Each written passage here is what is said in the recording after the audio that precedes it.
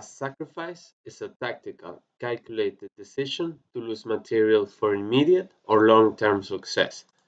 In today's game, I'm going to show you a game I played with black, playing the Caro-Kann, which I put it in practice. So e4, c6, we get in the Caro-Kann, odd move, but we continue, they take, we have a trade in the center, and they decide to go for this, not this smart because they only have this diagonal, which doesn't have much, and the bishop is blocked by the pawn, so we develop the knight normally. The knight, okay, normal developing move, and we take the center because it's what you want to do in an opening. You go for the center, you take advantage.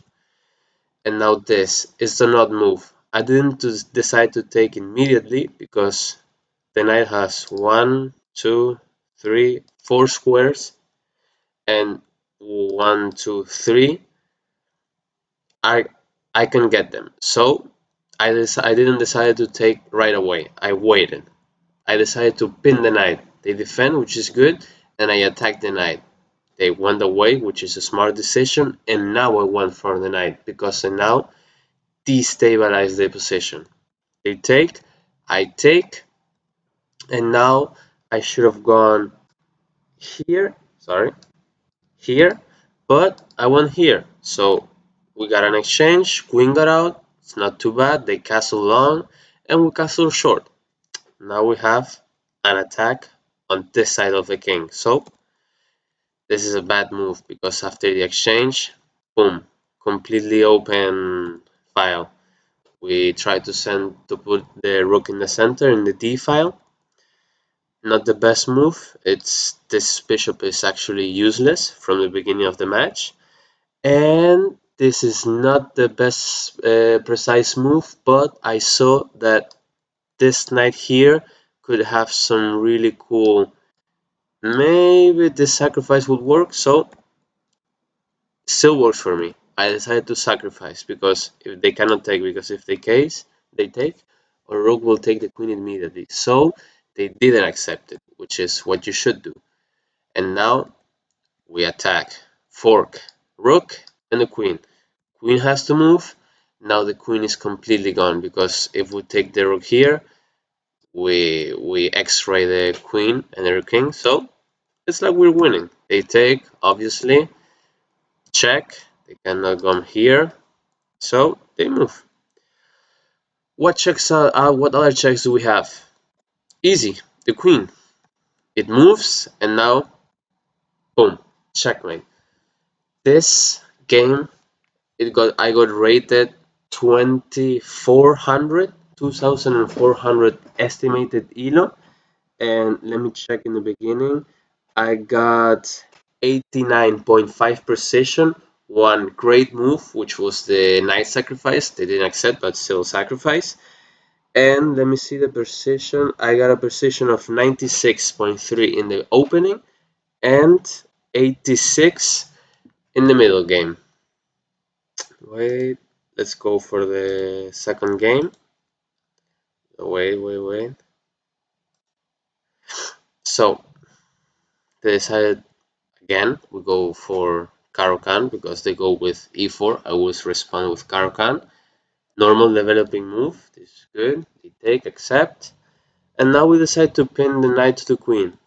They take. I said, okay, let me take here because obviously they are not gonna take because I have an open file. But they took. So I took my chance and I took the queen. We had an exchange, and now the king cannot castle, and we give a check. Now the structure is completely ruined. The king has lost all of his powers. Well, my king has a very weak diagonal here, but the bishop cannot get there, and if the pawn wouldn't be here, the knight here would be very safe. So we're in a good position. I should have developed the knight, but still normal move. Knight, the bishop there doesn't do much. It would have been better the bishop here or develop, but now we develop.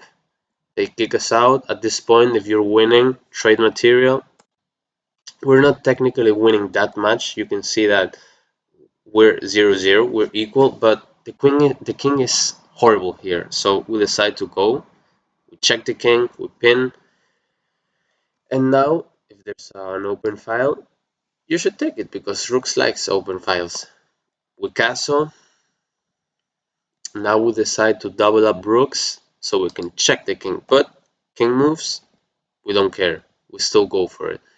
And now we decide to destabilize the center because we want the knight there. It has many good squares here, so they take, and now we do it.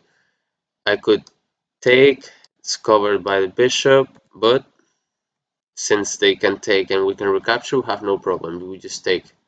And now they make the, you see, look at the bar. We go from 0.3, they winning, to an astonishing 4.1. Why? Because we can win a rook for free. They take, but doesn't matter. We decide to go for a pawn break, a pawn push, and we check the king, we check again, we decide we want to take the bishop, and we take the bishop. If you're winning, go for exchange. We take, they try and check us in this file, but we open up before, so no problem. And now they attack the rook, and I said, okay, let's give the rook away, but first let me pin the bishop. Now we take, and we have an exchange. We're still winning, 4.7. We decide to pin again. We go for the pawn push, and I was like, okay, this is a good position, 5 against this king. So I decided to exchange, no problem. We move the kings, a quick check. I put the knight more in the center, it wasn't doing anything here. Now we advance the king, quick check. We move the king, we try and maneuver, no worries. Now we have a little exchange. We check the king. Okay, now is the, you have to be very careful. King's move, we check, they have one square, we move, and now be very careful. Maybe you're winning, you have mate in 4, but sometimes you make mistakes. So now I blundered, and we have a draw. So I hope you guys like the 2 games of today, learn about sacrifices and not messing up in winning endgames, and see you in the next one.